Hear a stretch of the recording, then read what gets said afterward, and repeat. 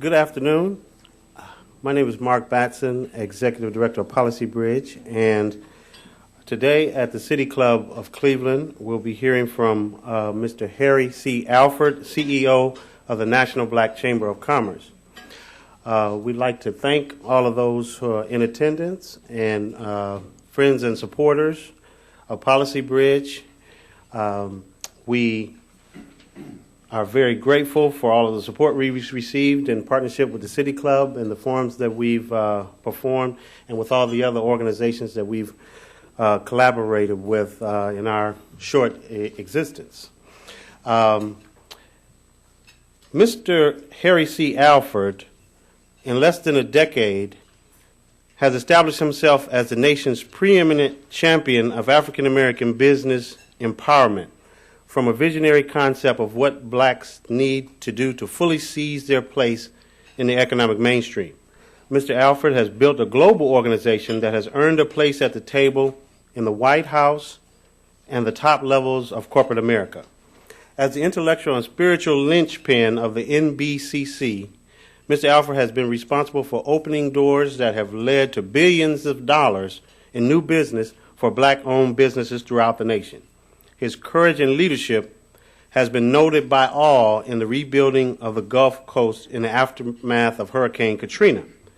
His relentless energy and advocacy is helping forge international business opportunities for African Americans and emerging opportunities in Africa, the Caribbean, South America, and the rest of the black diaspora.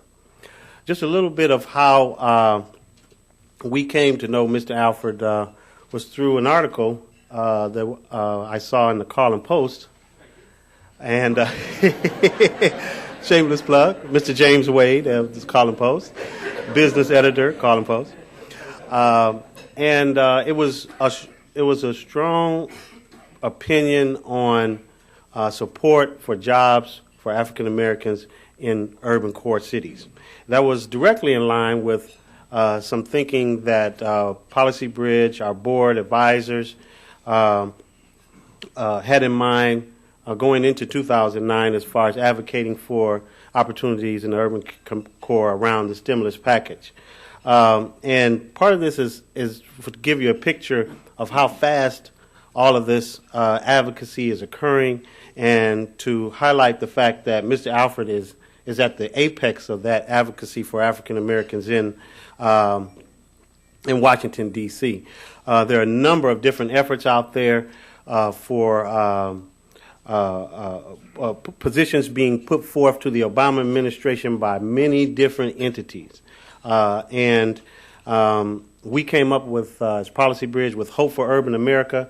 It seemed to be synced up with a lot of the things that Mr. Alford is doing at the National Black Chamber of Commerce, and we decided to try to, as soon as possible, bring him here so we could understand the things that he is doing on our behalf that you may not know about, and the level of collaboration that we all have to undertake in order to ensure that those opportunities come forth to our communities. Mr. Alford he writes weekly business columns for the National Newspaper Publishers Association. He proudly serves on the NNPA Foundation Board of Directors, is an active member of the Board of Directors of the United States Chamber of Commerce, and is a member of the 2008 Health Sector Assembly, which is a think tank of national leaders concerned about health care. He is regularly called by Congress to testify on various legislative initiatives related to small business development, the Gulf Coast rebuilding, e-commerce, Social Security, tax reform, and global trade issues. Mr. and Mrs. Alford reside in Maryland and have 2 sons. Mr. Harry C. Alford.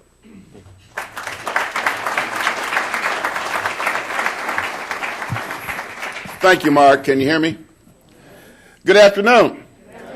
It looks like a great day in Cleveland. I brought 50 degrees with me. No snow. It's going to be okay, and the Cavaliers are going to still win. I want you to give yourselves a great round of applause. I'm familiar with Cleveland. Give yourselves a great round of applause.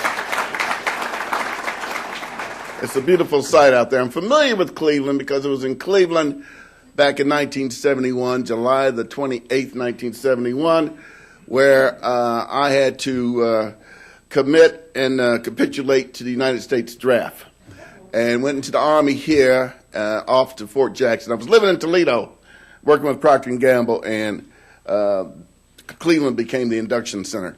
But it worked out okay. Became an officer, which developed some management and administration, some leadership skills that I apply today. But let me give you a little understanding, a little genealogy, I guess, on the National Black Chamber of Commerce. We just didn't pop up, and things just started rolling nicely. That the concept of a National Black Chamber of Commerce, a native of Cleveland, Howard Taft, came up with the concept of the U.S. Chamber of Commerce. And he, as president, donated one of the largest buildings in Washington, D.C., which is today the home of the U.S. Chamber of Commerce, put up a couple $1 million, and the U.S. Chamber of Commerce met the demand for organization of the Industrial Revolution of the United States and made us a power, helped make us a power. To that same thought, Booker T. Washington had the idea of having a black chamber of commerce, and he formed the National Negro National Business League and developed 40 chapters, mainly throughout the South. One of the most successful chapters was Greenwood, Oklahoma, and they were successful to a fault because the Klan and others burned the town down because of the success that chamber was having. That chamber concept withered away back in the teens, around 1920, when a lot of money was put into the NAACP, into the Urban League, and there was a campaign to bring the businesses, those with business skills, those craftsmen of the South up north to work in the plants. And business ownership kind of weeded away from the African American community. And since that time, there have been maybe 5 or 6 attempts to form a National Black Chamber of Commerce. A lot of people saying they were a National Black Chamber of Commerce, and they were working in Oakland and didn't even touch San Francisco. You know, and so I got this concept after I worked with Procter & Gamble, Johnson & Johnson, Sara Lee Corporation. I had some corporate skills, but I had a love for entrepreneurship. And my wife and I moved to my wife's hometown of Indianapolis, Indiana, back in '83. And was doing okay. I'm making a little money here and there. Had some video stores going, some real estate development. And my wife's girlfriends convinced her to get into this political campaign. And we were totally political novices. But this young guy named Evan Bayh was running for governor of Indiana.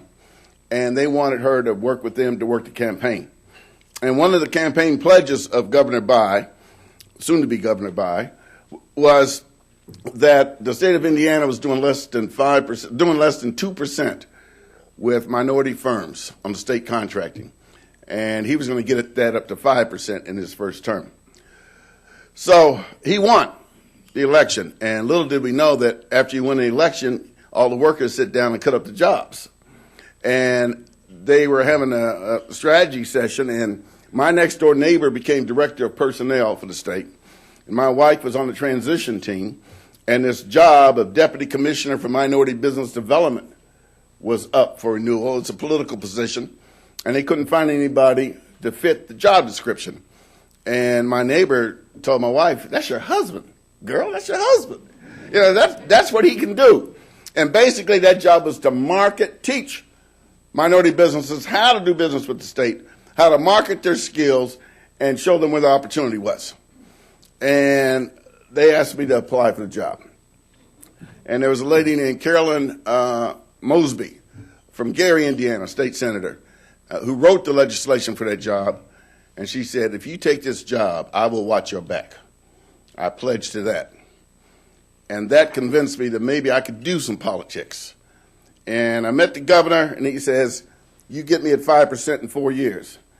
I said, "I'll get you 5% in the first year."